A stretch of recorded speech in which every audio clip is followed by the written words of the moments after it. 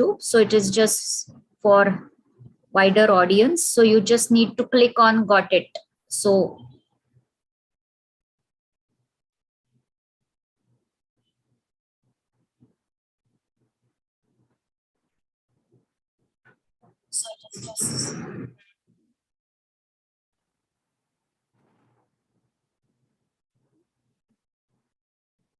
just give me a second.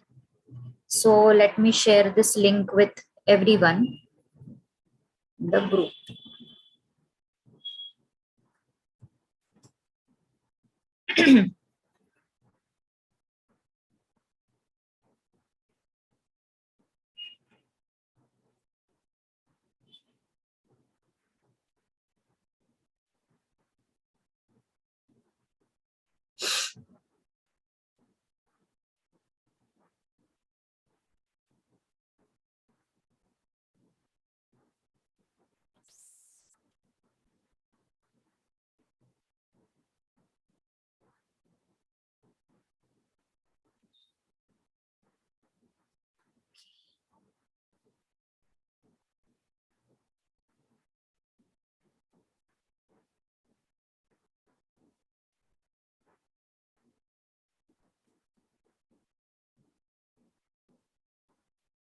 Okay, great. So I have also put the link for this live YouTube session in case anyone wants to share this with friends. You can go ahead. Anyway, we have enough admissions still. So, right. So let's begin. Everyone, hearty welcome to all of you to our fifth session in a row for Yogaarthi. And I'm very happy to welcome my friend Nikhil Kulkarni. So Nikhil, if I'm just allowing you to unmute yourself so you can just say hello to everyone. Hi, thank you, Sucheta. Thank you. Hello, everybody. Yes. So I'm glad to have Nikhil Kulkarni with us, who is going to talk about Sooryanamaskars. Okay, and all of us being yoga practitioners, some of us also being yoga teachers, and also the students of probably MA Yoga Shastra or doing diploma, and basically all of us are believers of yoga. And so Sooryanamaskar is also something that is not new to us as a practice, and we all also know the importance of Sooryanamaskar. Now, Nikhil Kulkarni, who is currently staying in the USA, he is an avid practitioner of Sooryanamaskar, and he also likes to consider himself a student of ancient Vedic and yogic literature in the light of modern science and latest research. Nikhil has been conducting Sooryanamaskar workshops and trainings in the USA for the last 10 years voluntarily. Okay, and he is also the founder of Sooryanamaskara Alliance, which is basically into spreading the message and the knowledge of Sooryanamaskar to wider audience across the world, and is also aiming at conducting different levels of courses for Sooryanamaskar. So he's also founder of Sooryanamaskar Alliance. Another thing that I would surely like to mention is that his book, Suryopasana, which he has written in Marathi, is going to be published on 5th of June by Vivekananda Kendra in Pune. So that's also something that we all can look forward to, because I'm sure it is going to be a very comprehensive book about Sooryanamaskars. So this is his introduction in the context of Sooryanamaskar, since that is our topic for today. And he's going to talk about Sooryanamaskar and its effects on brain. In addition to this introduction, professionally, Nikhil has been helping the corporate America in different roles and capacities for the last 20 years. Currently, he is working as a senior manager for portfolio planning for a large database company in the US. And apart from that, Nikhil is also committed to water conservation by creating opportunities for businesses in irrigation and drip irrigation companies from across the world. So that's his introduction professionally. So welcome, Nikhil. Welcome again. And for those of you who don't know what Yogaarthi is and what Koham School of Yoga is, I would also like to give a brief introduction of both of this. So I'm Sucheta Kadethankar and I'm a co-founder of Koham School of Yoga along with Sushma Kale, who could not join the session today. But Koham School of Yoga basically is, we aim at giving authentic education from the basic level even up to higher education in the field of yoga and ancient Indic wisdom. We also have a lot of courses currently running and a lot of courses coming up. Currently, we have MA Yoga Shastra running, affiliated to Kavi Kulguru Kalidas Sanskrit University. And we will soon be beginning admissions for the next year, MA in June. We also have teacher training course coming up, pranayam and meditation teacher training course coming up, and a lot of other courses that we are offering.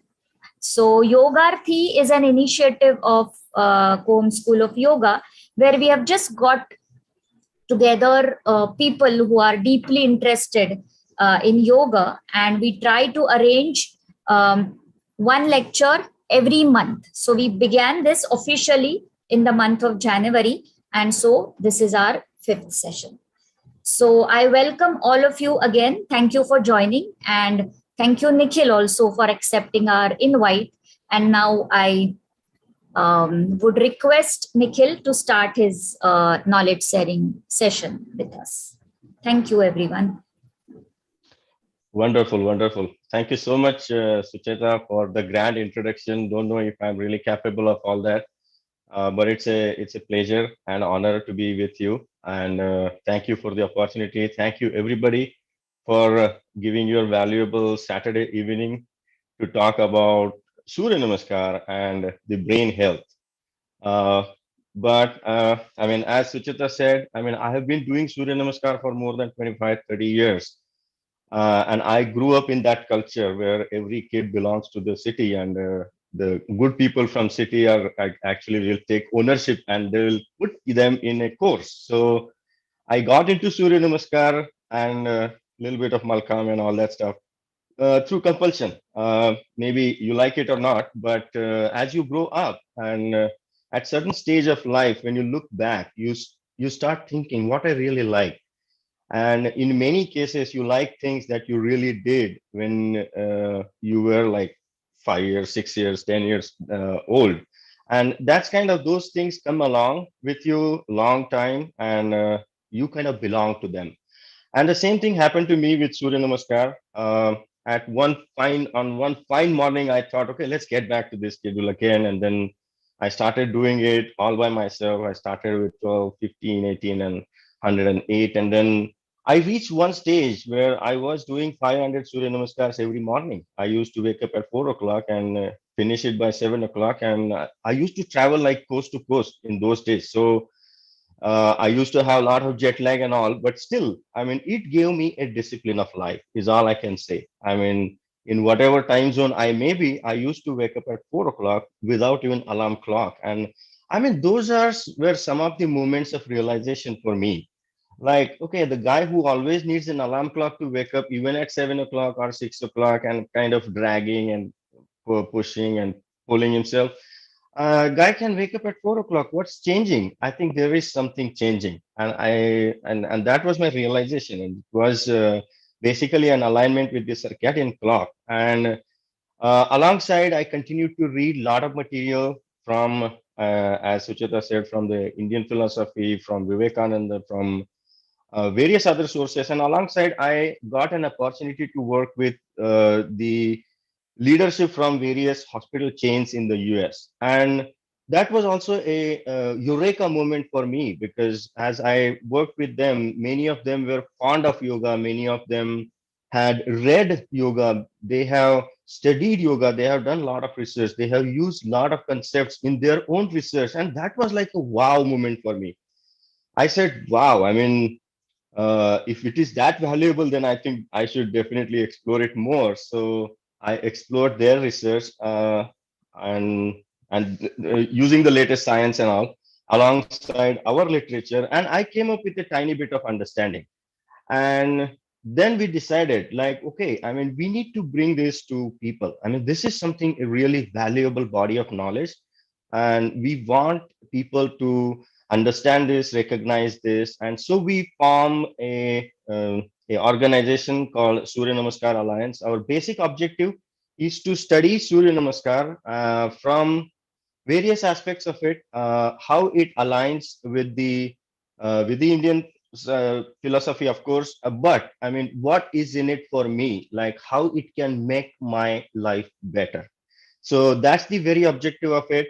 Um, and once again, thank you so much for giving me an opportunity.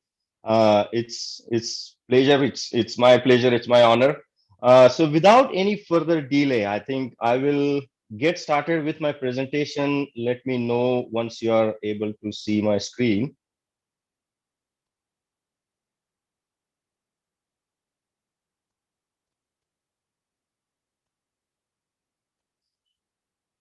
Suchita, can you see it? Yes, we can see it.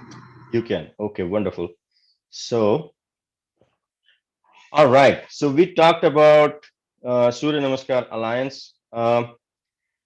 So I have a solid impact from Vivekananda, and today's topic is related to our brain. So I wanted to reiterate his sentence about the prana and the brain. So what he says is the best form of prana is in our brain, manifesting itself as a light of understanding.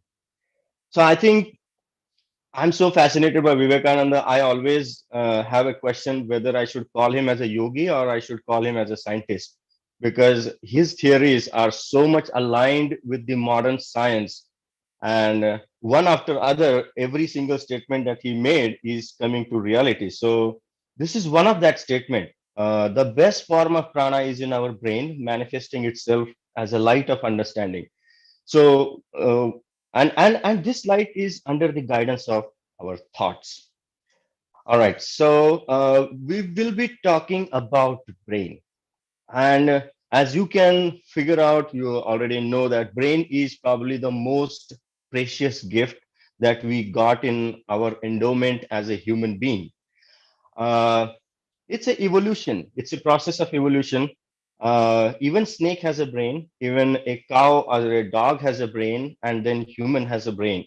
But our brain is a big giant machine. It's what much more evolved than the brain that a snake has got. Snake has just got a reptilian brain, and he can just say yes and no, like a fight or flight. And then we have a cow that has got like a middle brain or a mammalian brain. It can have emotions. It can show kind of affection to the owner. It can have tears in the eyes. It's much better than the snake and the crocodile, but it is still much lesser than the human being. In this process, human being has got another layer which is substantial, which we call it as a neocortex, and I think that makes us a very fine being on this planet. And as you can rightly say, if we look at the facts of the brain, I mean, it's just like a ball of sponge-like tissue, weighing about 3 pound, 2% of our body weight. It is made up of 7 different lobes. It has 3 layers, as I said, the reptilian, mammalian, and the neocortex. And the best part is it is a social network of 100 billion plus neurons. And these neurons are connected to each other so closely that you can probably imagine if a social network of 6.5 billion can create such a havoc on this planet, how big impact our 100 billion neurons can create on our energy, our personality, our behavior, our overall existence. So the most important part of our brain and our existence is this network of 100 billion plus neurons. All right. So moving on to the next slide. I would like to reiterate one statement from Stephen Covey. He has laid out the analogy of destiny in a very fine words. He says that thoughts lead to actions, and actions lead to habits, and habits lead to character, and then a character lead to destiny. So if we really want to control our destiny, all we need to control is our thoughts, and our thoughts are the guiding factor for everything that happens to us. And now you can figure out this is coming from one of the world's most cherished speaker. Probably his book is one of the world's most sold book ever. It's called The 7 Habits of Highly Effective People. He is kind of a brain behind the corporate America, and he's saying that okay, you have the full power to control your destiny. And just before a slide, this we saw that Vivekananda telling us the best form of our prana lives in our brain in the form of that light of understanding, and he's also telling us the same thing. So I'm always fascinated by Vivekananda and his philosophy. Wonderful. So, all I want to say is it is a very, very important organ. It is a very essential, crucial part of our body. And I think if it is that crucial, then probably we should give the most attention to it. And I don't know how much of it really we take care of brain. So we are facing so many different situations. And we will get to that, but before we jump onto that, what is the circle of influence as we talked about it? Of course, brain controls our body, its physical actions. Every motor action is being registered and ordered and approved by our brain. So all our movements are coming from our brain. Second important thing is all what we feel, all what we think is coming from our mind, and that is coming from our that 100 billion plus social network. And that entire mind biologically lives in our brain. So uh, collectively, these two things have a large impact, a substantial impact on our personality. These two things dictate our habits, our addictions, and ultimately our character, and ultimately our destiny. All right, moving on to the next slide. Now, what can go wrong with the brain? Okay, at a very high level, 30,000 feet view, there are only two things that can go wrong with the brain. Okay, one is it can have a physical damage, and second is we can damage our mind. So look at it from a hardware and software point of view. So physical damage is basically the hard disk or the laptop is broken, and the damage to the mind is basically there is a virus in the software. So just for easier understanding, only two things can go wrong with the brain: physical damage and damage to the mind. All right, so physical damage. It comes in various forms, and uh, trust me, every shock, every concussion, whether it is a big or small, it damages our brain for good. And that damage is permanent. It never goes away.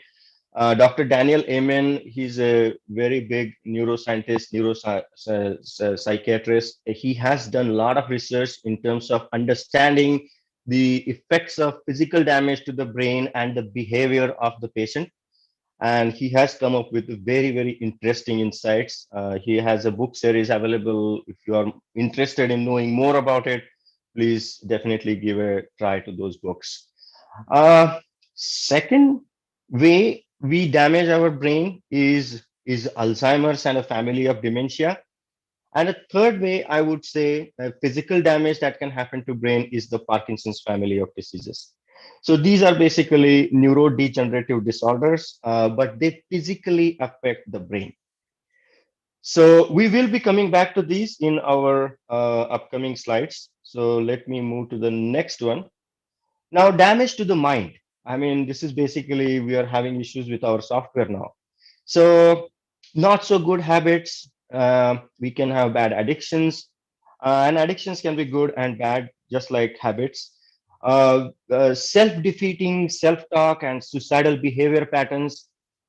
Chronic depression and anxiety is another issue with the mind. Abusive behaviors, antisocial and criminal behavior patterns are some of the prominent things that are considered as issue with our software. All right. So what is the biggest issue that we are facing right now? I mean, world has come up a long way in terms of the research and analysis of the medical science. And as of now, we are facing a substantial threat to the humanity in the form of Alzheimer's disease. And it is at a smaller level at this stage. It looks like it's at a smaller level, but the proportions it is growing, and the causes and all other facts are evolving around it, like what is really causing Alzheimer and what is leading us to that situation and all. So looking at that, I think pretty soon it can turn up into an epidemic. So I thought, I mean, we should use this session to understand the Alzheimer's disease, not from a some medical scientist point of view, but from a common man's point of view, because we all have brains, we all have neurons, we all have this this probability of catching up with Alzheimer's.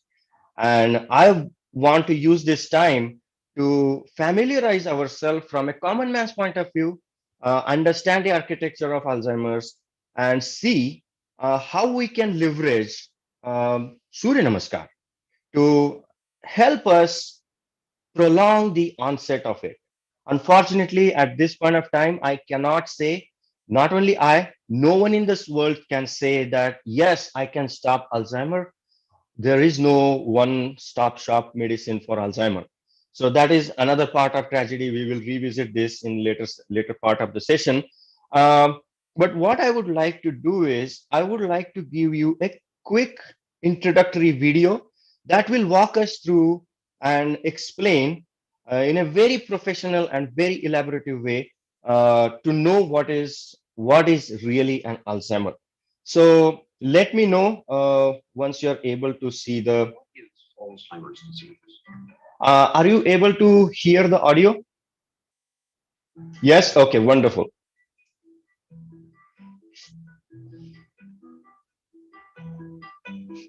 Alzheimer's is a slow, fatal disease of the brain affecting 1 in 10 people over the age of 65. No one is immune. The disease comes on gradually as two abnormal protein fragments called plaques and tangles accumulate in the brain and kill brain cells. They start here in the hippocampus, the part of the brain where memories are first formed.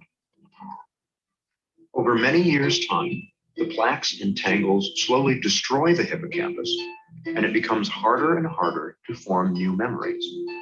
Simple recollections from a few hours or days ago that the rest of us might take for granted are just not there. After that, more plaques and tangles spread into different regions of the brain, killing cells and compromising function wherever they go. This spreading around is what causes the different stages of Alzheimer's. From the hippocampus, the disease spreads here to the region of the brain where language is processed. When that happens, it gets tougher and tougher to find the right word. Next, the disease creeps toward the front of the brain, where logical thought takes place. Very gradually, a person begins to lose the ability to solve problems, grasp concepts, and make plans. Next, the plaques and tangles invade the part of the brain where emotions are regulated. When this happens, the patient gradually loses control over moods and feelings. After that, The disease moves where the brain makes sense of things it sees, hears, and smells. In this stage, Alzheimer's wreaks havoc on a person's senses and can spark hallucinations. Eventually, the plaques and tangles erase a person's oldest and most precious memories, which are stored here in the back of the brain. Near the end, the disease compromises a person's balance and coordination. And in the very last stage, it destroys the part of the brain that regulates breathing and the heart. The progression from mild forgetting to death is slow and steady and takes place over an average of 8 to 10 years. It is relentless and, for now, incurable. Helping your family, friends, and neighbors to better understand Alzheimer's, reduce stigma, improve care, and even help the fight for a cure. Thanks for helping to do your part. Learn more at www.aboutalz.org.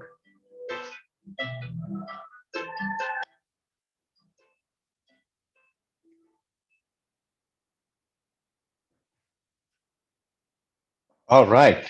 So it is fatal. Few conclusions that we can draw from this video is Many people, as they get I older, think may notice changes in memory and thinking abilities.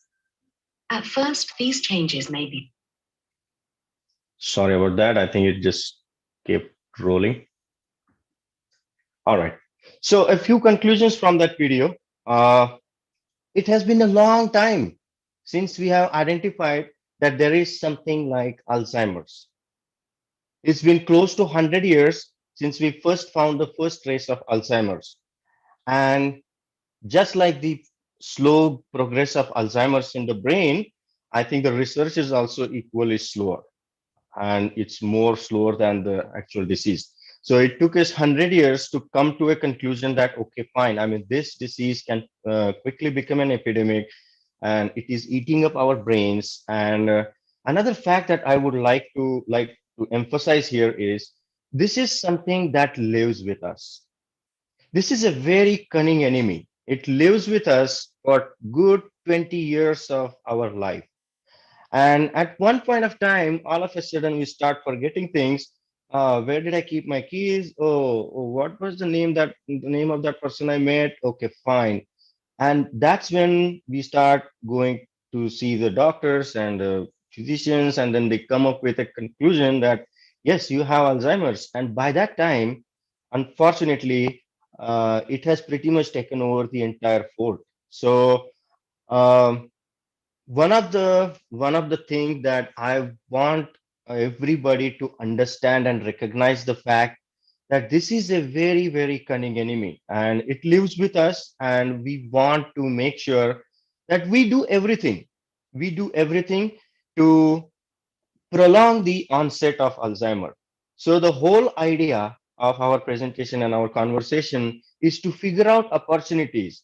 I am of the opinion that yes, okay, fine. I mean, there is no remedy, there is nothing. Yeah, there is a good amount of probability that I'm going to contract with Alzheimer's. It's just that, okay, is it the age 65 years or 70 years or 75 years? So that is slightly in my control, and I will be as much aware as possible, and I will do everything that is in my hand to keep it at bay as far as possible. So let's move on to the next slide. As I said, Dr. Richard Isaacson is one of the pioneers of research on the Alzheimer's in the US. Uh, in his clear words, he says there is no one remedy, no one treatment, no magic pill for Alzheimer's. All right. So what are the risk factors that are leading me um, to the Alzheimer's? Okay, after 100 years of research and analysis, what they have found is there are 4 risk factors that are leading us to the Alzheimer's. So the first one is age. After 65, years of age, the risk of Alzheimer's doubles after every 5 years. So that's number one. Number two is gender. Uh, their statistics says women are more prone to getting Alzheimer's than men, and this is because of the more life expectancy of women than men. The third one is the family history, and the disease tends to run in the family. Either our mom or our dad can give us a nice gift of APOE4, and that can lead us to Alzheimer. Uh, and the fourth one, they call it as other risk factors, and that includes the history of trauma and lifestyle. Okay, this is probably the most important slide on my presentation, and I want you to give a close attention to it, close stare to it. Okay, these are the four things that are leading me to Alzheimer's. How many of them I can really control or I can exercise any control on? Number one, age. I don't think any one of us can control our age. We all are going to age. So we have really no control on that factor. It will come to us. Okay, next one is gender. We can't change it. We are what we are. So our probability in that regard is pretty much fixed. We can't do anything about it. Next one is family history. So we got what we were supposed to get, and now we have to live with it. We can't change our genes. We can take some corrective actions, but that's about it. I mean, that's not going to change our genetic order. So family history, we don't have any control on it. Next one is other risk factors. History of trauma. Okay, history of trauma, yes, we can exercise some control with our kids. We can help them not to get into the concussions, or we can do everything in our capacity. But what happened to us? We have fallen so many number of times on our bicycle in fourth grade, and we have jumped from third floor, and we have hit a lot of trees. We have done lot, we played cricket, and we hit with the ball and the stump and whatnot. So we had all those traumas with us. So, and we cannot really do anything about them. So those traumas are going to stay with us. Now, the only thing that is left with us that we can control is something called lifestyle. So I want you to refocus on this slide. This is a very lethal disease that is basically going to make you so helpless, so out of world, that one will not be able to remember his name also. Okay, it is that lethal. And that particular disease is caused by these four risk factors. Out of that, 3.5 risk, 3.5 risk factors we really don't have any control of. So all what we can control is that tiny zero point 0.5 out of 4 risk factors is the lifestyle. So let's see now how and where we can make changes in our lifestyle, and how Surya Namaskar can help in each of those factors to lead us to a better lifestyle. That might help us, I mean, prolong the onset of this disease. All right, moving on to the next slide. All right. So they have given a recommended approach for the lifestyle and how we can really control the lifestyle. So they call it as a shield. And I really like this acronym.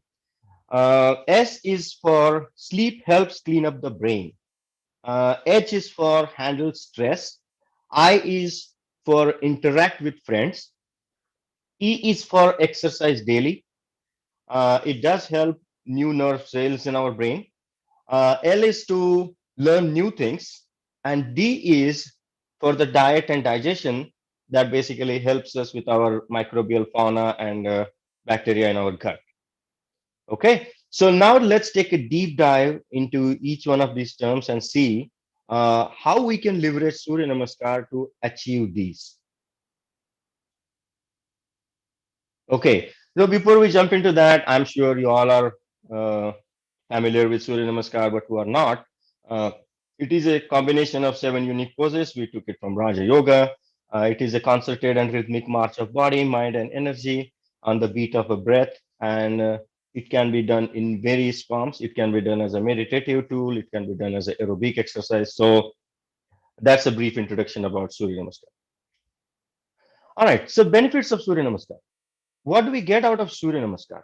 And then we will see how this aligns with our shield approach to better our lifestyle from Alzheimer's point of view. Okay, so first thing we get is the circadian clock. As I said in the beginning of my speech, alignment with the circadian clock is primarily the most important thing that we can draw from Surya Namaskar.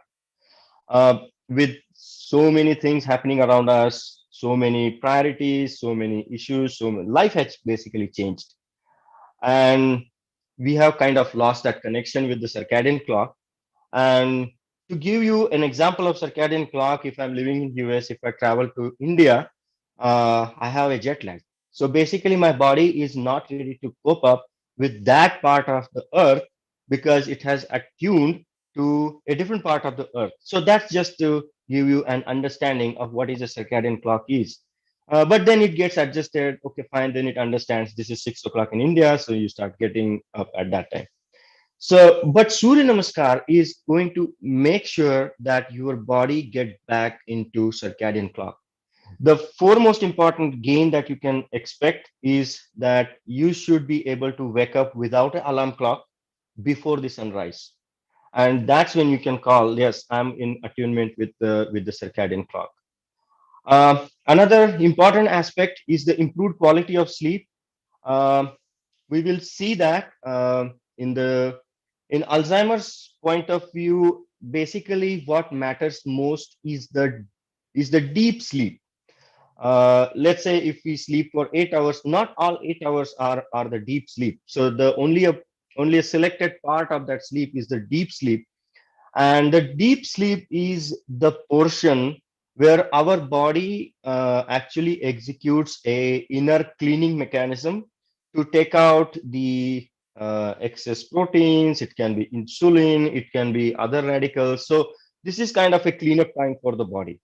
So longer that time, better we wake up, the cleaner our system is. So improved quality of sleep is something that we definitely would like to get from Surya Namaskar. And probably if you have done 108 Surya Namaskars in aerobic form, or maybe 24 repetitions in meditative form, probably like you get that quality of sleep after the day full of exercise. The second thing I would like to draw from Surya Namaskar is the digestion, inflation, and the insulin control. One thing I would like to highlight here is Surya Namaskar is all about twisting and turning your abdomen. And I don't see any other exercise on this planet that twists and turns your intestine in so many different combinations and permutations along with other digestive organs. One thing we would like to recognize here is our circulatory system. That means our blood and everything. It has a pump installed in it. Our heart is a pump for our circulatory system. So basically, it will make sure that it pulls up the blood from every part of the body and then gives the brand new, nice and clean blood to the same part. So there is no pump in our digestive system. So we need to understand this fact. So to improvise our digestion, we need to induce that contraction and expansion so that we have more juices secrete, we have more natural movement of the food, and there are no residues. So from that point of view, I think Surya Namaskara is the best way.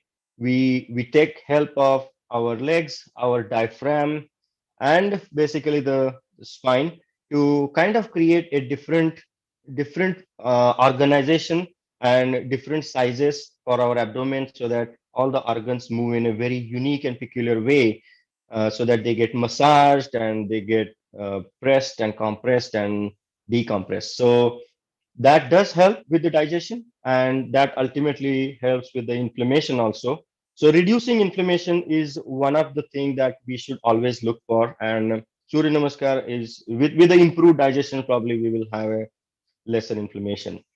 Insulin control.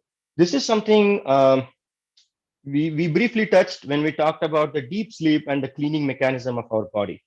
So probably some of you might be aware that whenever we eat something, whenever we put something in our mouth, our body secretes insulin to dissect that food into glucose and sugar. So what happens to that insulin afterwards?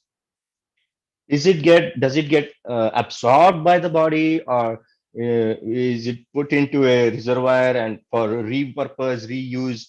Not really. I mean, insulin is also treated like alcohol. It is treated like a foreign body, so body has to clean it up with a specific effort to clean the insulin. So now we talked about a limited amount of deep sleep. This is the only, let's say we have a 2 hour of deep sleep, and in that 2 hours of deep sleep, we want to clean up our amyloid beta from our brain. And if we ask our body to clean up the insulin also, so it is kind of, we are actually putting an overload on our system and asking a little bit more than what it is capable of. So the best thing they recommend for the Alzheimer's prevention or kind of prolonging of the onset is the food habits. I mean, we should eat on time, whether it is a morning or is the evening. And I'm pretty sure once you get into the circadian clock rhythm, your body will ask for a food at a particular time in a day as well as in the evening. And if you have your dinner by, let's say, 6 o'clock in the evening, and if you want to go to bed by 10 o'clock in the night, by the time you go to bed, you are pretty much done with your food digestion, and you are letting your body to focus more on cleaning the amyloid beta rather than cleaning up the insulin. So that's the point I would like to highlight, and that will come to us through the alignment of circadian clock and getting on time and on a particular rhythm, especially when it comes to food. Uh, Increased level of saturated oxygen we breathe in, breathe out with our lung full of capacity. And you can also observe it on any kind of oxygen meter. During Surya Namaskar, your SpO2 levels go substantially high up. um, Alongside, when we do Surya Namaskar, we are slowly becoming quiet in terms of our mind entropy. Our thoughts go down substantially, and we basically take up our biological capacity of our brain to think. So, if we are doing Surya Namaskar in a meditative form, we basically use up the 4 registers of our working memory. And we really don't have any more biological capacity to think about our boss or our neighbor or our in-laws. So, we have consumed our biological capacity to think, so our thoughts have gone down, our oxygen levels have gone up, and so our with the amount of thought going down, oxygen consumption has also gone down. So this is helping us in both ways. We are taking more oxygen, and we are consuming less oxygen on thoughts. So that way we can expect to have a substantially increased levels of saturated oxygen. Surya Namaskara is a gratitude journal, and there is a lot of research, and this is more applicable to the software side of the brain. It is more applicable to the depression and other illnesses. But for now, just understand that gratitude journal is something that they recommend to the people who are under chronic depression, is to take a journal and start writing what you like about, what makes you happy. Okay. In fourth grade, I came first in my running championship. Wonderful. So write about it. So think about it, and that will create a lot of positive emotions in you, and it will help you come out of that depression. So that's the basic idea of gratitude journal. Uh, if we talk in terms of Surya Namaskar is basically we go in front of the sun, and even if we take the names of the sun, I mean, they are so full of gratitude. If you closely understand or given attention to their meaning of those names, they are full of gratitude. In many of those names, we are either appreciating the sun, or we are saying thank you to the sun for giving us a beautiful life, or this life, and making me capable of doing this in front of you. So that's the very idea of doing Surya Namaskar. So let's say, for an example, let's say if I say Om Raha Pushne Namaha. So what does that mean? When I say Pushne Namaha, Pushne is something who is like a parent, or in a more correct word, it is a nourisher. So, who is our nourisher? It is like, just think of a infant child, and a parent is taking care of those infant child, and you know what? That infant child really doesn't care who is taking care of that child. He just wants to have food, change my clothes, and get out. So, and in that situation, those parents are the pushni. And when I say Om Raha Pushne Namaha, what am I actually doing is I'm calling the sun as my nourisher. He has given me everything. He has done everything good for me, and he has made me capable of doing things. So I'm here to say thank you to you. So likewise, all other names, I mean, we use 12 names from its 108 names, beautiful names. But every name has a deep meaning to it. It has a substantial impact, and it's a form of gratitude towards our very own creator. So the more understanding we developed around these names and what the effects that I'm going to get is basically a gratitude journal that we maintain every morning. And it has a substantial impact on our mind and ultimately our life energies. And ultimately, the more good we feel, the better we get. That's how it is. So it is also going to help us.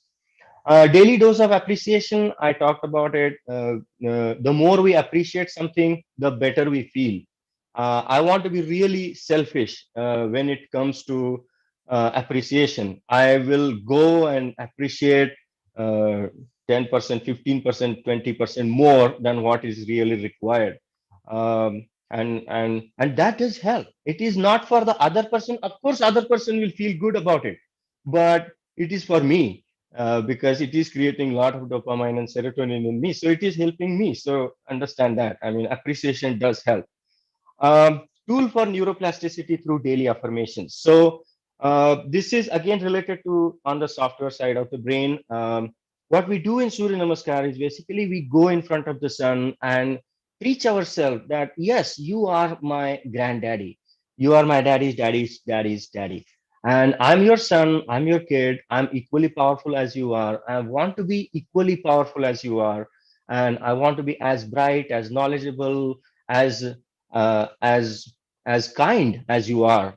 So see, this is basically we are training our brain, and a lot of research has happened on the neuroplasticity side of the science, and they have figured out, okay, you can change your perceptions about things, you can change your brain through constant self-talk and through constant affirmations. So Surya Namaskara is one excellent tool for leveraging that ability of brain to mold itself into and taking out those fears of paper tigers from our mind and be free, and that will help us in keeping a good hygiene, good mental hygiene. Okay, so these are some of the fantastic benefits of Surya Namaskar. Now, as I said, let's take a look back at the shield that we saw for the Alzheimer and see how that is going to help us. Okay, so I think it is hung on me.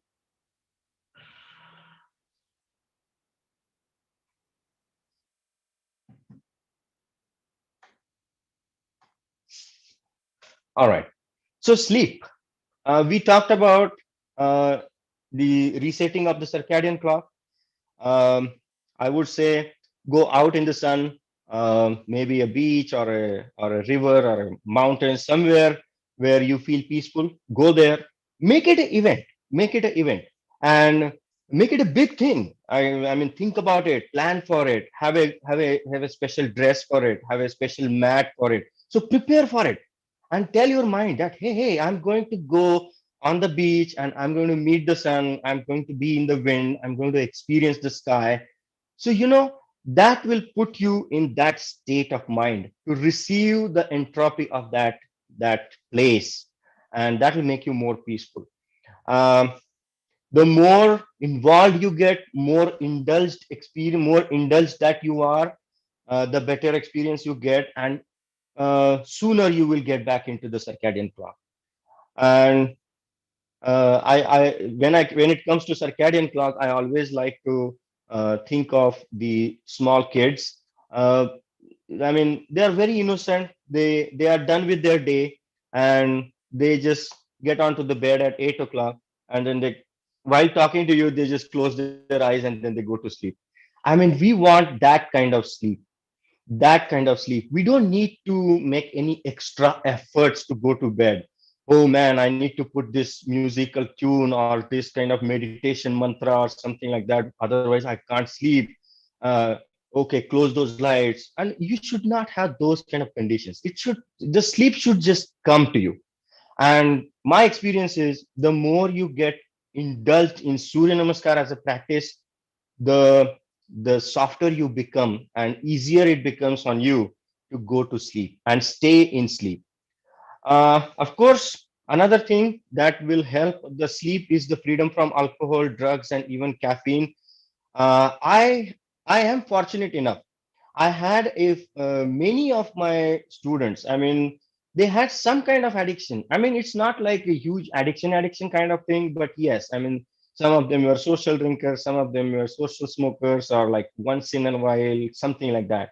But the thing is, I mean, once you get set into that circadian clock, your body will start rejecting things that are not good for you. It doesn't have to come from the mind, it will come from your body, and the body will will tell you, man, you are drinking this glass of alcohol, and I need to do the rest of it, so I don't want to do it. So, and that is the moment when you will actually get away with these addictions. So what I say is, don't leave the coffee. If you want to stop drinking coffee, don't leave the coffee, make coffee your friend, and do everything to get in the circadian clock, and there will be a day coffee will say bye bye to you.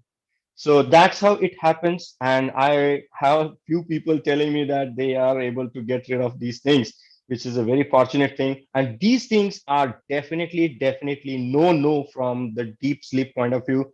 We want to get rid of them as soon as possible. Insulin removal, we talked about that. That is one major thing. One habit that I would want all of us to inculcate is wake up before sunrise and have your dinner before sunset. That's a very good habit, and it can go a long way. It can have a very positive impact on our body. And do not eat anything. Do not eat anything after sunset.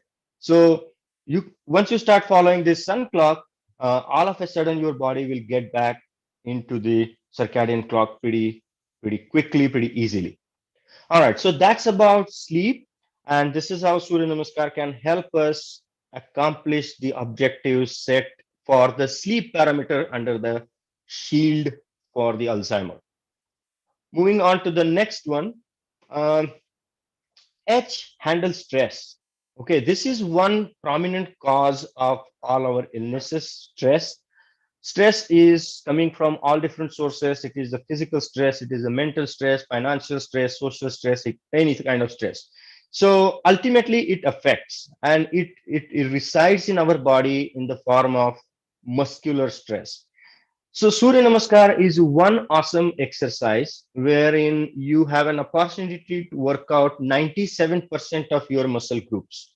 So I don't know, I mean, if any other muscle is left unattended, but it right from your fingers or your neck or your even eye muscles or even your toes, all of your muscles, small or big, will be worked out in Surya Namaskar. And I would say the slower you do it, the better effect you get.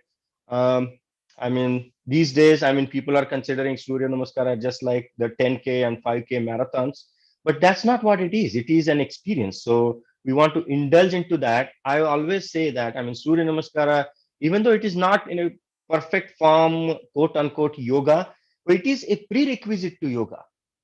In Surya Namaskar, we are basically preparing our body and our mind and our energy system so that we can get into that next level of graduation. It's like an entrance. So I would recommend going with the slowest possible pace. And trust me, the slower you do, more difficult it is. The faster you do, the easier it is. And that's my experience. You can try it and you can get your experience. But do like 24 meditative repetitions with all the Surya names, all the chakra names, have all the colors visualized in front of your eyes, and that will release the stress from your body. It is alternate stress cycles, as you can see. Surya Namaskara is one awesome routine whereas there is no residual stress after one full repetition. So in Pranamasana, and after that, we bend the spine on the backward side once and then from the forward side. So whatever stress we accumulated in the previous position has been nullified in the next position. And when you come back to the Pranamasana, you are basically stress free from the residual stress point of view. Deep breathing. This is another way to make your mind stress free. We talked about that. So these are the three things I would draw from Surya Namaskar that will help me handle the stress. And so now we have victory on the two letters from the shield, from the Alzheimer's shield. Okay, that's a substantial win here. All right. So the third one is I. I is for interact with friends. Uh, the first thing I would recommend as a Surya Namaskar practitioner is first thing you should do is make sun your friend. Sun is not some kind of a bank who is knocking on your door. Hey, hey, give me 500 Surya Namaskars. Hey, hey, give me 10,000 Surya Namaskars.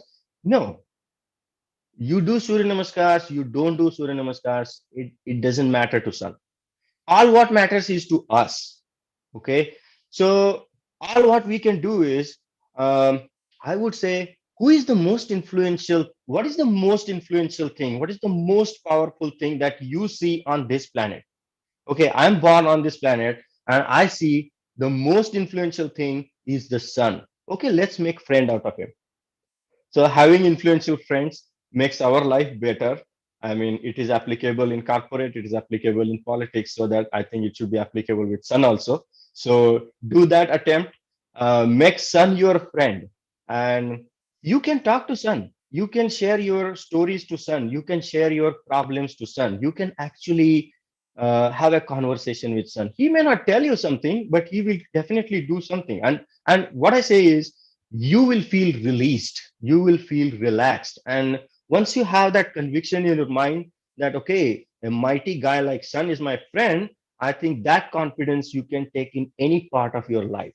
So that's very important. And from the interact with the friends point of view, of course, we want to develop one more realization at Surya Namaskara Alliance is, who are we and what is our source? We want to have that realization in every human being, irrespective of his religion, caste, creed, or race. I mean, we all are creation of sun. I mean, just think like this. If for a religion to survive, we need a human to survive on this planet. And for a human to survive on this planet, we need sun.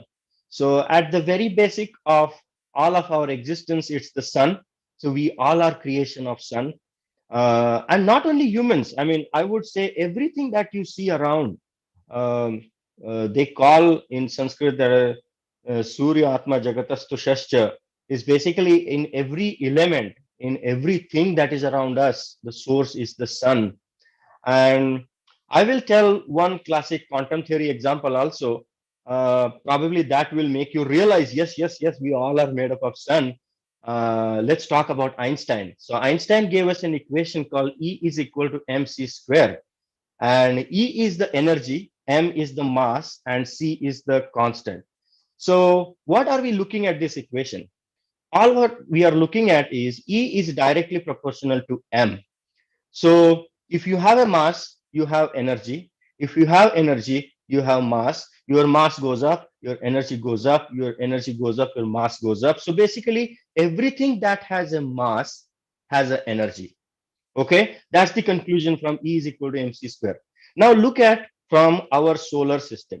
In our solar system, we have all these big planets like the Saturn or a Jupiter, and we have these small planets like the Venus or the Mars and the Earth. And on this Earth, we are the big giant guys living on this Earth, right? So tell me, this entire system of this sun, okay, it has a certain mass and it has a certain energy, right? So if you have a small mass, you have a small energy. If you have a big mass, you have a big energy, right? So now tell me, what is the source of this entire solar system? It's only sun. So there is no reason to look back and have any doubt that we may be made up of something else. No, we are made up of the same single source of energy, that is sun. And I want each one of us, from any caste, any creed, any religion, to build that realization within us that we all are made up of sun. And what that will do is that will make each one of us friends of each other. And I think that's a very safe feeling. That's a very fulfilling feeling, that okay, there is no enemy around me because everybody is a friend, because we all are made up of the same sun.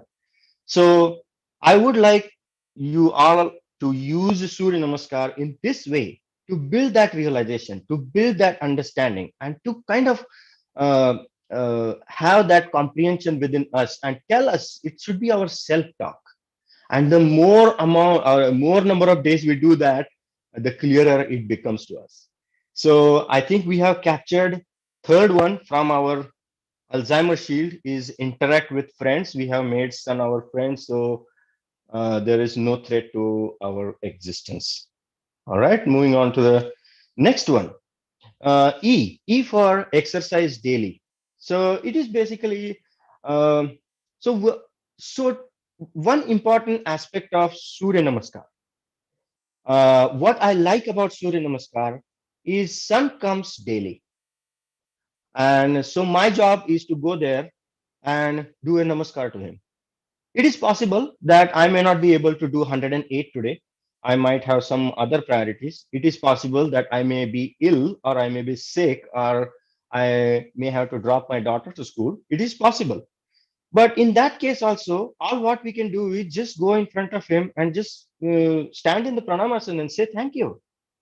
You have come here, and I'm thanking you." That's all what it is. That's all what it is. And the beauty of this exercise is sun is going to come to you every morning. It is your alarm clock. It is going to remind you, "Hey, my kid, are you awake? How are you doing today?" Just think like that. And then you will start figuring out, oh my goodness, I mean, I'm not sick, but that sun is coming through that window and coming to meet me. Wonderful. If you start thinking it that way, I mean, you will start really start feeling the magic of sun around you.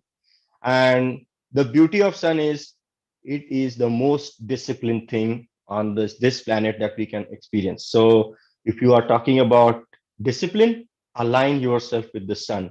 Sun is going to remind you every day, okay, guy, do something for me now. So that's a good alarm clock for us. So it will make sure that we get into that daily habit. Third one is creates huge amount of dopamine. Of course. I mean, this is scientifically proven, especially when you come from Hasta Padasana to Hasta Uttanasana.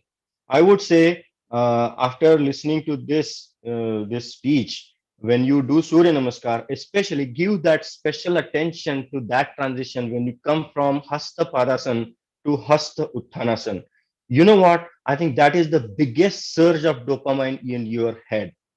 And it will make you feel so good that even if you have done like hundreds and thousands of Surya Namaskar before, that amount of dopamine will tell your body and mind, "Hey, guy, go for another one, go for another one." And that's why people keep on doing Surya Namaskars one after the other, one after the other. It's that little extra dose of dopamine that will put us into the next repetition. So observe that. And one beautiful thing is when we give dopamine to the body wants it more. So body is a very honest machine that we got. So that dopamine is also a very good factor that will keep us doing this exercise on a daily routine. We don't need to push ourselves really to do Surya Namaskar once we identify that dopamine power. All right. So SHIE. Wonderful. I think we are winning against Alzheimer's here. So next one is L. Learn new things. Um, One beautiful thing about Surya Namaskar is there is ample opportunity for you to learn. And what I mean by that is our brain is a very classic instrument. It has basically two parts. It has the right brain, it has the left brain. The right brain is like our drawing master, drawing teacher. She will come to us, whatever nonsense we might have drawn on our paper. She will say, "Wow, you have done a great job. Wow, it looks like a cow." What? It doesn't even look like a cow to me. But that is that instinct with that drawing teacher. They will always appreciate you. They will always say, "Yeah, yeah, you can do better. But this is also better." So that kind of approach is being taken by our right brain, and left brain is more like a our math teacher. He will say, "Hey, show me the numbers. Hey, tell me 2 plus 2 is equal to how much?" And there is no second answer to it. If you say 5, you are done. You are going to get punished for it. So it's that clear. It's that precise on the left brain side of it. But Surya Namaskara is going to give you ample opportunities to leverage your right brain. um, we can start from the names of the Surya. Surya names are so classic. They have a lot of meaning. You can actually indulge into those meanings. When you say Om Ram Mitraya Namaha. So what does it mean? Oh man, he is my friend. Okay, having such a big friend is so good. I really don't have to worry about anything in my life because I have such a big friend. So this is all right brain activity. Okay, so these are all the opportunities that we can draw different meanings from those. We can have different concepts, we can have different experiences from our right brain, and it is going to tell you all those things.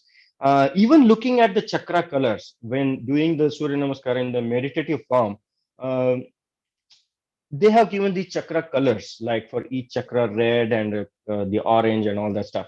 So if you imagine those colors in front of your eyes when you are in that particular position, it is basically giving you a completely new, different experience each time you do that. So that is also a learning. Another thing I would suggest, and I particularly do, is find out new songs and tunes to use as a companion music. uh, if you know the Hindustani classical, that's wonderful. There are so many different rhythms that you can use. You can use Chautal. Chautal has 12 beats. So you can do Surya Namaskar along with Chautal. Ektal has also 12 beats. So you can do Ektal. You can pick and choose any other tal that makes you feel happy. You can choose even Bhajani or Kerwa or Datra, whatever that makes you happy. Just choose something new and do Surya Namaskars along with that different beat. So that is going to give you a brand new opportunity to learn a new schedule, learn a new, what we call as a summer. So coming on to the summer for a bhajani is different than coming on to the summer for Sautal. So your brain is always trying to learn new things. So you can use music as a good therapy. My daughter asked me, Dad, can I use some English songs? Oh, wonderful. Go for it. Nobody's stopping you. Use the best possible Celine Diaz kind of songs and whatever that likes you. Go for any kind of music and do Surya Namaskars along with that. Your brain is learning here. And another aspect is try new ways to make it a rewarding experience. So I would say go out to a new place where you have not been before. Just before the sunrise, walk into the woods, go into the mountains, go to the river, go to the sea, whatever works. And and find a new place. Find a new place, and it will give you a brand new experience. You will learn a lot by going to a new place and doing Surya Namaskars in that new place. So this is how we can use Surya Namaskars to learn new things and to keep training our brain. So wonderful. I think out of the shield, we have already captured L. So I think Alzheimer is should be worried about us more than we worried about him now. Awesome. And the last one is the D for diet and digestion. And this is more related to the circadian clock of our body. So of course, we talked about the digestion. In terms of diet, I think the best criteria I use is if I'm eating the right amount of diet and right quality of diet, is I should wake up with a completely empty stomach. There should be nothing left, and I know that, and you can also figure out that feeling that yes, my stomach is completely empty in the morning. So that's a perfectly good feeling, or a quick test for us. We talked about the no pump to the digestive system. Yes, it is important to induce those contractions to our digestive system, and that will help secrete more juices. And alongside, I would say, as we age, the quality of those contractions and the quality of organs starts diminishing, and they become more and lazier and lazier, just like us. So inducing those activities can bring them back into the game, can make them feel that, oh my goodness, somebody is looking for me, so I should be better on my toes, otherwise I will get fired. So that's how you can bring them back into the game. uh, it's all about abdomen. We talked about that, twist and turn.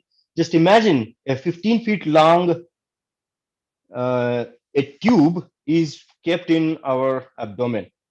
It doesn't even feel like it. And the surface area of that the intestine is so big that it can cover half of a badminton court. Just imagine, we want to take care of the entire surface area if we want to remain healthy and if we want to keep Alzheimer away from us. So these are very important things, and Surya Namaskara is definitely going to help us in all different ways. And as we can see now, let's go back to what we achieved.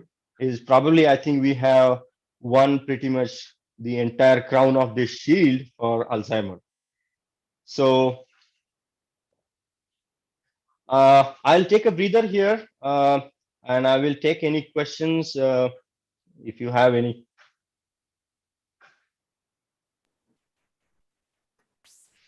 So if we have any questions, we can probably use that raise hand gesture. You can go to the reactions option. Yes, we have a question from Supriya Lewis. I have given you permission to unmute, Supriya. So it was a very good lecture. I'm very happy to know about its impact on the brain. I'm also very, I like the fact that 97% of our muscles are being used. But my question is regarding the joints. When I was doing therapy, we had an orthopedic doctor who was basically giving us a lecture on the impact of Zumba or aerobics on the joints. And he asked us a question who should not do this type of aerobic activity. So as students, we told people who are old should not do, people who are, who have knee pain or back pain, they should not do. And none of us gave the correct answer. He finally gave us the answer saying that a person whose weight is more than the ideal body weight should not do because it has tremendous impact on the joints. Now, you very clearly here stated that Surya Namaskar is also an aerobic activity. So, if a person's weight is more than the ideal weight, does it have a negative effect on the joint? See, my question, I'm asking this question is because we all are in yoga. And Yeah. usually when people come to yoga, they already have health problems. Other Mhm, than mhm. mental problems like Yeah, depression or anxiety issues, they also have yeah, problems related to joints like back pain and knee pain. And most of yeah. us are slightly overweight after a certain age. So should we Right. practice Surya Namaskar? And if you do, then how much should you practice? I know Surya Namaskar is good because I used to practice, but Right. right now you practice 108 numbers. Are you still Yeah. practicing? That means I'm very curious to know. Oh yeah, I practice any numbers. I mean, numbers is just a paper tiger. Once you get into that rhythm, you can do infinite number of Surya Namaskar. Your body really forgets that clock that way I need to stop. Because after every Surya Namaskar, you get like that like a surge of dopamine, and that keeps you going and going and going. I'll give you one example. I just shared some on one fine yoga day. I said, okay, I will do some 250 Surya Namaskar on Facebook Live. And then I kept on doing, and I ended up doing like 325 something. And it was full sun, and I was like drenched in sweat and all. But that's I would say that's not a good or bad, but that's something that we should be really cautious about Surya Namaskar. Because once you perfect your breathing rhythm and you have enough strength in your muscles and joints, as you said, and there is no pain in your body, it is like a Ferrari. So you just keep on riding. I mean, there is no stopping for you. So you have to basically intentionally stop you. But to answer your question, uh, that's a very good question. Uh, the amount of exercise that is enough for me is not going to be enough for you. So there is no one particular answer that I nobody can give. I mean, um, and we are talking about Alzheimer's.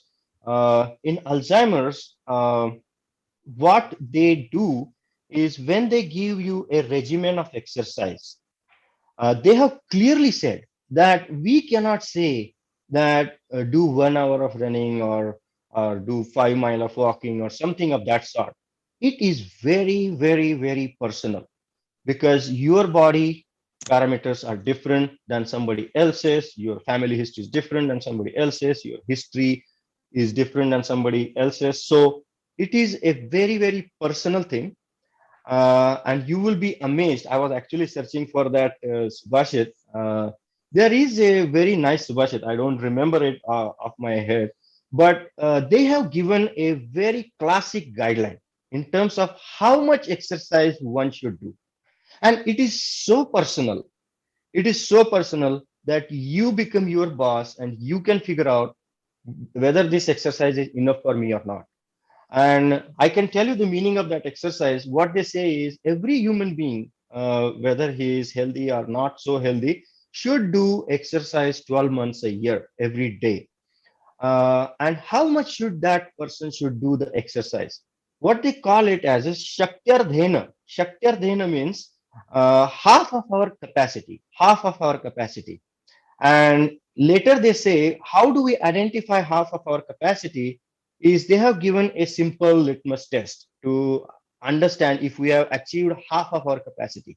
So what they say is um, kukshav, meaning our armpits, griva, lalate. Kukshav, griva, lalate, meaning our armpits, our neck, and our forehead. The minute you see a sweat on any of these body parts while you are doing exercise, take it for granted that you have used half of your capacity. And that's when they say you should stop there. That's the good indication of identifying your own limit. Um, in the Thank you, same sir. Subhash, they say, yeah, please. Thank you, sir. I mean, that's a nice, Yeah, yeah, very nice thing you said just now. yeah. Because And sometimes we and don't and know when to stop, whether we are over exercising or we are not. Because correct. I love Surya Yes, Namaskar, but sometimes even I don't know, what is the limit? Should I do more? Should I yes. stop? Very nice. Thank you, sir. No, no, of course, and they have added a little bit more criteria to it. What they say is, okay, you may not have the sweat on your these body parts, but you might be running out of breath. After doing a certain exercise for a certain amount of time, you may run out of breath. And that is also an indication that you have achieved half of your strength. And you should stop there. It is amazing. I mean, what these guys have written like 5,000 or 10,000 years back is just miraculous. I'm amazed. I hope that Thank you. answers your question. Yes, yes, sir. Thank you. Yeah. Yeah. Very much Thank nice. you. Very Thank you, nice lecture, Supriya. sir. So we will have Vaijanti Tai, then Rolly, and then Dr. Sarita. Sure.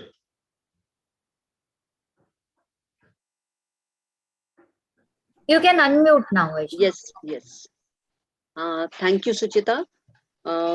Kulkarni sir, it was a really wonderful explanation and the connection of Surya Namaskar with the brain activity. I really Very enjoyed, and the fact that it's really going to be positively affected for the Alzheimer people and in general for everybody. What Yes. my question is that if a person is already in the first stage of Alzheimer, Mhm. there are two parts. First, already in the start of the Alzheimer issue, is Mhm. it advisable because they are not really very cooperative to what we ask them to do? So, is Mhm. it advisable to ask them and get it done from them? Second is, if there are certain health issues in regards like there is stiffness in the joints, and maybe due to some accidents they have some foreign bodies installed in their this the alternative arrangement that they these days is being practiced, that is the chair Surya Namaskar, will that be Mhm. effective? Of course. I think these are two different questions, but let me answer it. First thing, in my view, anybody should do Surya Namaskar. I mean, and the second thing is, I don't think that doing Surya Namaskar in a particular way is the only way to do the Surya Namaskar. What I want is, I mean, as I said, the Shaktar Dhena is a very personal thing. Okay. My Shakti is maybe different than somebody else's. So I am not going to compete with anybody. I'm just going to do it with half of my capacity. So if somebody is not able to stand on his legs, that is fine. He can still do the Surya Namaskar. He can just close his eyes and bring them together, close the eyes and say thank you to the sun. I'm pretty sure this connection with the positivity is going to bring positive results.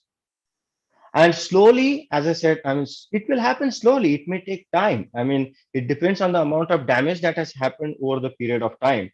It's like you talked about the joints that are not working. That's absolutely perfect. It is possible. It's like this. Uh, I used to have a cycle when I was in school. I used to have a cycle.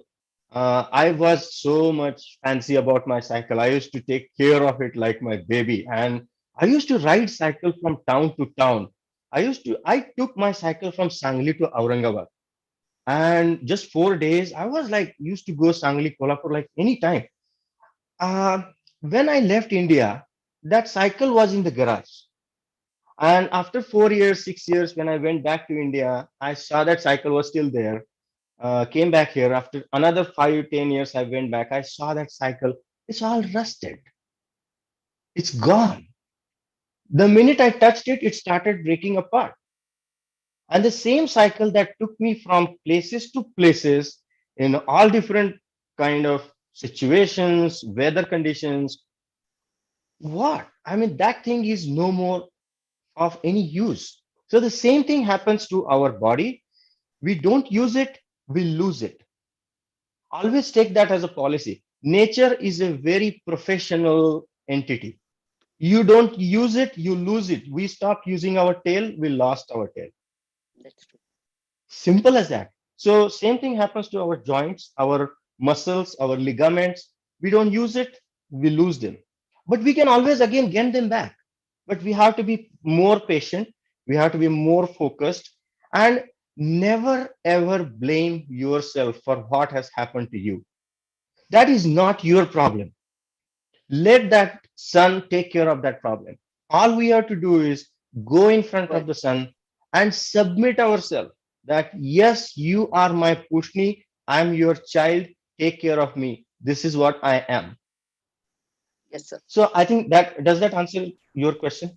Yes, sir. Yes, sir. And Okay, thanks for wonderful. that beautiful explanation and giving the confidence and the courage to Yeah, all those who are really uh, withhold themselves for yeah, such reasons that no, because of this, I'm not able to perform Surya Namaskars and all those things.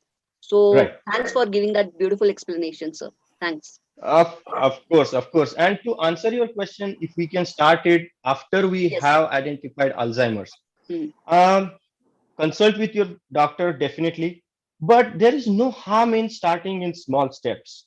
Okay. There is a one awesome book I will recommend. It's called End of Alzheimer's. Okay. It's written by Dr. Del Bredesen. He is also one of the pioneers of Alzheimer's, and he has given a course to kind of redo the process of Alzheimer. Like whatever has gone wrong, he has given a recommended approach that might undo those effects of Alzheimer. Okay. And there is no guarantee as such whatsoever. Even he doesn't do that, but it is a better way to at least it has some probability that we may at least reverse the course of Alzheimer. Yes. To a Yeah, little extent, benefits will be experienced by the person. absolutely. Yes. Yes, Yes, sir. yes. Thanks, sir. And Thanks for his the beautiful. regimen, yes, yes. And his regimen is a combination of everything. Yes. He talks about Ayurveda. He talks about adding turmeric in our food. He talks Yes. about having gugul. He talks about having ashwagandha. He Okay. talks about doing yogasana. He talks about doing meditation, sun salutation. And so, I mean, it's a wonderful book.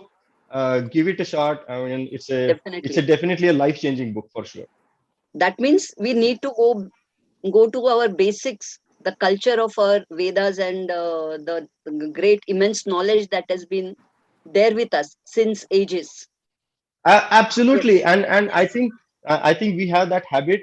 Once it comes from West, we'll start liking it more. So Perfect. I'm telling you, it is coming from West. Take it, like it, enjoy it. Absolutely. Thank you, sir. Thanks. Thanks for Yeah, this elaborate explanation. Thanks a lot. of course. Thank you. Thank you. Um, Good evening, everyone, and good evening, Nikhil sir. My Yeah. question is that in when you have a REM condition, Surya Namaskar is going to help improve your condition because that might lead to Alzheimer's or some uh, other disease which might just you might lose your control on your brain and your body. Yes, that is a very, very good question. That is a very good question. So I think in Alzheimer, there is one stage where we actually lose control on our motor movements. I think that is the moment where we would not recommend doing it in the present form, but try to find out a simpler way, which can be accommodated by that condition. And as I said, I mean, just sitting in the sun is also a Surya Namaskar. Even I would say, if you are not able to move out of your bed, just looking at the window is also a Surya Namaskar. And this is what we are doing is we are building Surya consciousness within us. And this is a pursuit of positivity. Is it going to cure? May not. It may not. But it is going to give us a experience of positivity. So that's how I would look at it. But if it is physically absolutely not possible, do not do it. I would say limit yourself to what you can do. I mean, it doesn't have to be all that Alzheimer patients. In my class, I had a director from a big company. He and I used to work together, and he told me, I'm a big fitness freak. I used to wake up at 4 o'clock and then I do my take a daily dose of exercise. I do running on my treadmill. I do this elliptical and all that stuff. And by 6 o'clock, I'm done. I said, wonderful. So he said, can I join your session? Of course, you're welcome. And the day he joined, I saw that he was not even able to touch his feet. Forget about touching his head to the knees. He was not able to touch his feet. He said, wow, looks like I have a big problem. It's not the problem. You just didn't use your body in that particular way. So start practicing, start slowly. And your body is such an honest machine. You want to use it in that particular way, it will adjust itself, it will attune itself, and one day you will be able to touch your feet. So it happens not only to the patients, but to the healthy people also. So it's just a matter of how we have used our body in all these, in the span of our life. Does that Right. answer your question? Yeah. Yeah, so I'm somewhere connecting with REM condition where you are in deep sleep and your body starts acting and you start using your hand, and sometimes you hit people, sometimes you say lot of stuff. So that is Okay. also somewhere connected with the brain functioning. So if we are doing Surya Namaskar, it will help Mhm. reduce your those activities, and you can control your brain and body while in sleep as well, although you don't have that control, jahan tak main sochti hu. Right, right. Oh, so REM. So it is related to the deep sleep we talked about. Correct, correct. So what happens is, we have a very short span of deep sleep. Even if we, let's say, go to bed at 10 o'clock, we are still thinking about so many different things till 11 o'clock, and then finally we get to sleep. But that's not this deep sleep. It's a very short span of the night that we spend in the deep sleep. Rest of it is in REM. But as you do Surya Namaskar, it will actually increase your length of deep sleep. Hmm. And that will effectively eliminate, reduce or the length of the REM sleep. So, Okay. and you will experience this. The sleep that you get after doing 108 Surya Namaskars or 24 repetitions on a nice cold beach and come back and sleep, the kind of sleep that you get, you sleep like a baby. And that's a very important sleep. And that has a very small span of REM sleep. Hmm. And they used to say that Gautam Buddha used to sleep only for 2 hours, but whenever he used to sleep, he wouldn't even move by a millimeter. His posture used to be so stable, and that 2 hours of sleep was quite enough for him because he has identified that deep sleep. So that's how it is related to every body movement, every motor movement is related to the level of entropy, level of anxiety in our mind. As it goes down, the motions become calmer, our voice become soother. So they are connected. Thank you so much. It actually Yeah, answers my question. Thank you so much. sure. Sure. Thank you. Hello. This was very nice session, sir. Actually, you have Thank you. already answered my questions. Vaijantit, I asked same question. I had those questions like, can elderly people who are already affected by Parkinson's or Alzheimer's can do Surya Namaskar? That was one question. And the alternate methods like sitting Surya Namaskar or sitting on the chair Surya Namaskar can help them. Those were my two questions. And the name of author you told about the end of Alzheimer's. I just wanted to ask about that author. What was Yeah, sure. his name? His name is Dr. Bredesen, Bredesen. Bredesen. Okay. Yeah. And the name of the book is End of Alzheimer's. Yeah. And as you said, half of we should use our half of our capacity, and Yes. when we start sweating, we should stop. But in Mumbai, I think before we start Surya Namaskar, we start sweating. So, Yes. what is the So in that case, that's a very good question. In that case, probably you should look at your breath as your criteria to identify your half the capacity. So when you will run out of breath, probably that's when you achieved your half of your capacity. Thank you. Yeah. We can have last two questions from Parthasarathi and Kavita. Yeah, thank you, Kulkarni sir. It's a very wonderful session. My Yeah. question is, when do we do Surya Namaskar? It's what's the perfect time? It should be done in morning, or it's in the evening, or it's in the afternoon. Can you please give me the answer? Thank you very much. Sure, sure, sure. I mean, that's one of my favorite questions, and thank you for bringing that. Uh, the best time I would say is the Brahma Muhurta. See, what we are trying to do here is we are trying to reduce the entropy of our mind. And so for that, we should find out a time that has the least entropy. And as you can rightly guess, Earth is kind of soothing between like 12 o'clock to 4 o'clock in the night. And all the animals that follows the circadian clock are at rest. All the businesses on this planet are kind of at rest. So everything is starts getting calmer, calmer, calmer. And the most calmer time on this planet is at 4 o'clock when you see the Venus. And that is when you should start it doing it. And you should finish Surya Namaskar slightly after the sunrise. Do not do it in the sun uh, because it's pretty hot. I mean, being in the sun for longer time has its own implications. You don't want to do that. So I think that's the best time to do the Surya Namaskar. You should not do it in the evening. Surya Namaskar is one exercise is not supposed to be done in the evening. There are very many reasons we can talk about that offline. But my personal experience, having anything in the stomach while doing Surya Namaskar is not a good thing. So you should not eat anything, just have a glass of water and then do Surya Namaskar, and then that's about it. So evening is a no for Surya Namaskar. There are other reasons also, we can talk about that. But morning is the best time, is I would say. From Ayurveda point of view also, our doshas start from like 6 o'clock or after the sunrise.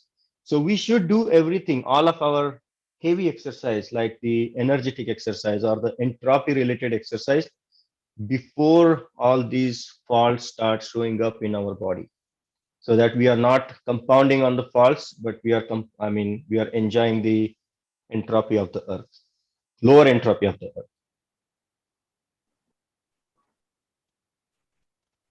Does that answer Kavita? your question? Yeah, yeah. Thanks, Nikhil sir, for this Yeah, wonderful session. thank you very much. Thanks a lot. It's answered my question. Thanks a lot. Sure. Thank you. Okay. Yeah, thanks, Nikhil sir, for this wonderful session. And my question is, those who are not able to do Surya Namaskar, like we have discussed earlier in Parkinson's, or there is a loss of mobility. So in that case, can we recommend sun gazing like we do in naturopath, early morning sunrise sun gazing, or late evening sun gazing at the time of sunset? So can we recommend this? Yeah, of course. I mean, sun gazing in the morning is wonderful experience. I think this is probably the uh, best time on the earth. And if you want to really understand the value of sun, uh, how I look at it is related to the marginal utility of things. So if I have this glass of water and I'm hungry, or I'm thirsty, the first drop that I'm going to drink is going to make me more satisfied than the last drop that I will drink. So with every drop, that utility of that water goes down, down, and down. So that is the marginal utility. It applies to sun also. So what I do is I go onto the Pacific, which is awfully cold in the morning. It is freezing cold. It is like almost most of the time it is like 35, 40 degrees Fahrenheit, which is like 4 or 5 degrees centigrade. I go there in the morning. It's super chilly. Wind is blowing. Pacific is so dead cold. You can't even put your foot in that ocean, because it is basically ice water. It's not like Arabic Sea, so it's very very cold. So everything is cold, and when I go in that spot, wherever I decide to go, and I put my yoga mat and all, I want that sun so desperately, that I cannot withstand with my legs, and they are so like becoming like a winter freeze kind of thing.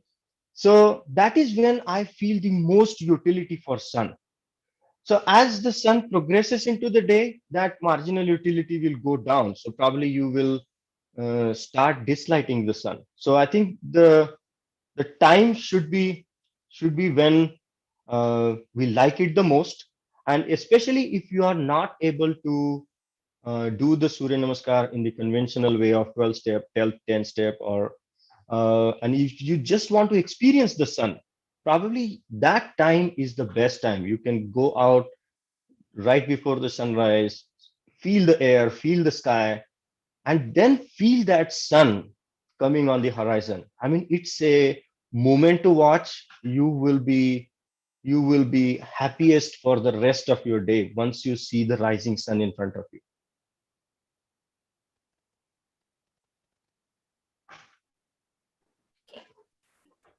Yes. Does that answer your question, Kavita?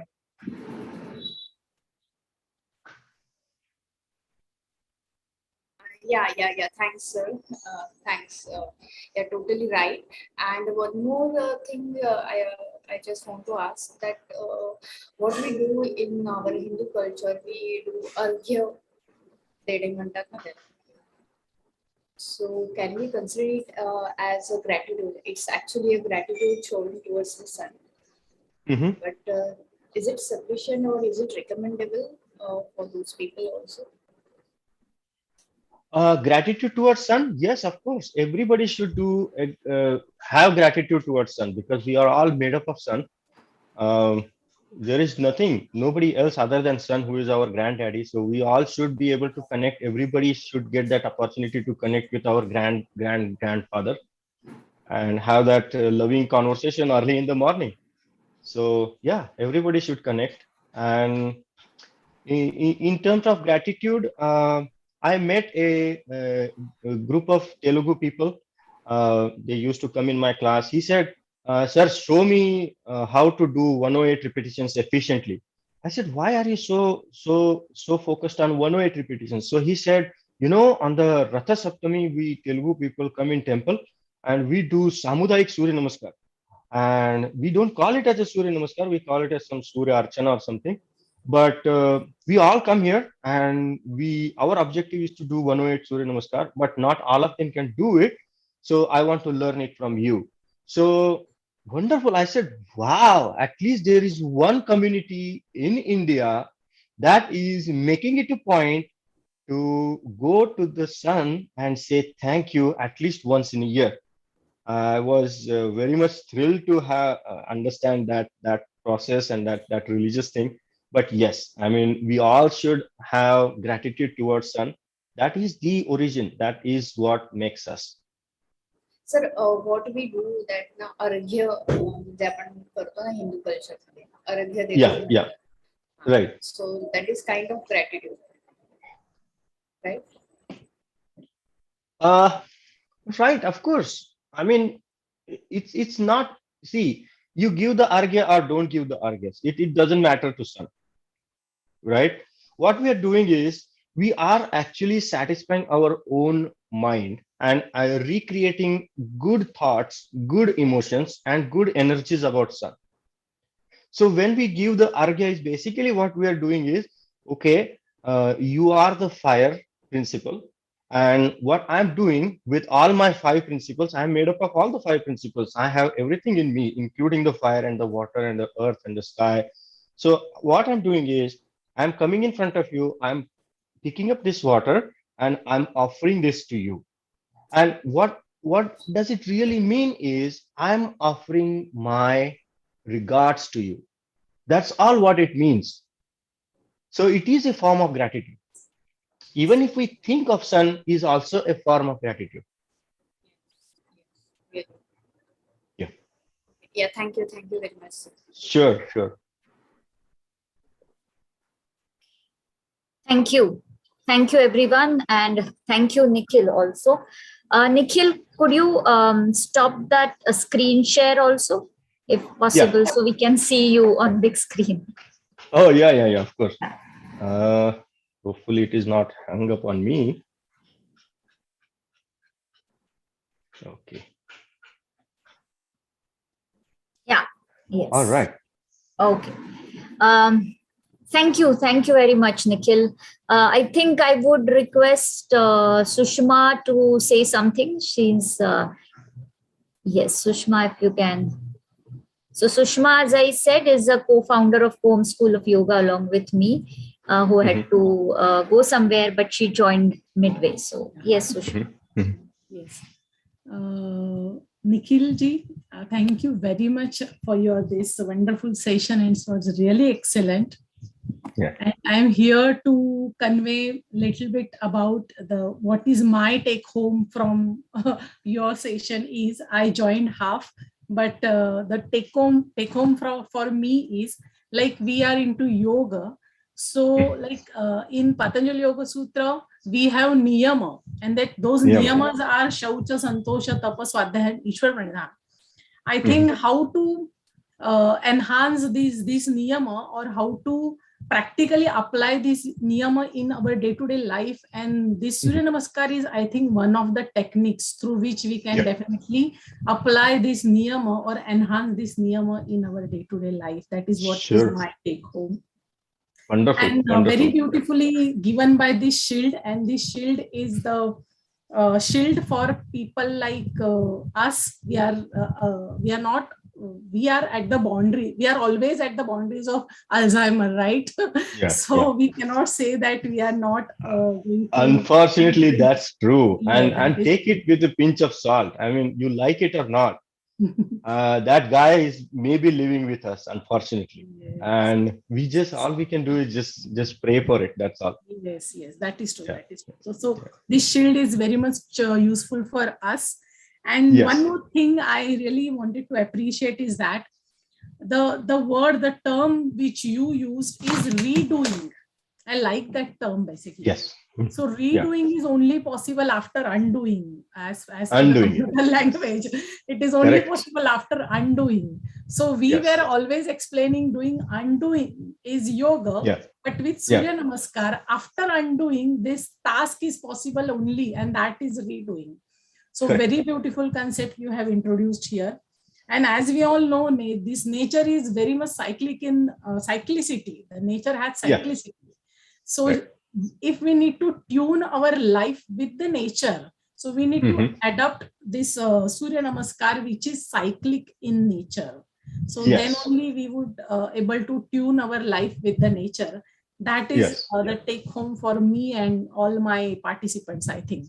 Again, thank you very much for giving your time here on this forum and explaining Sooryanamaskar in a very different way. That you rightly said that only doing Namaskar, standing in front of sun and doing Namaskar is a Sooryanamaskar. And we need to include these techniques in our religious activities. And in our ancient people, they have included all these activities in as a ritual, as a religion activity. And why they did so, I'm very much convinced about it now. So now it is time back that we need to include all these activities in the religious format, in the religious framework. And that is the need of time, I think. Okay. Thank you very much again, Nikhil ji, and your research work, and we want your guidance again and again. Thank you wonderful. So much. Thank you very much. It's my pleasure. Thank you so much for all the good words. It's an honor to be part of it. So thank you very much again, everyone, for joining. And I think we can all call Nikhil again. So let's see how we can do that. And our next session for Yogaarthi, I think Sushma is going to be on the Yoga Day, right? On 21st of June. And we will surely be sharing the details of the speaker and the session. So thank you very much for joining, and have a good day. Good night, everyone. Good night. Thank you. Wonderful. Thank you so much. Thanks a lot.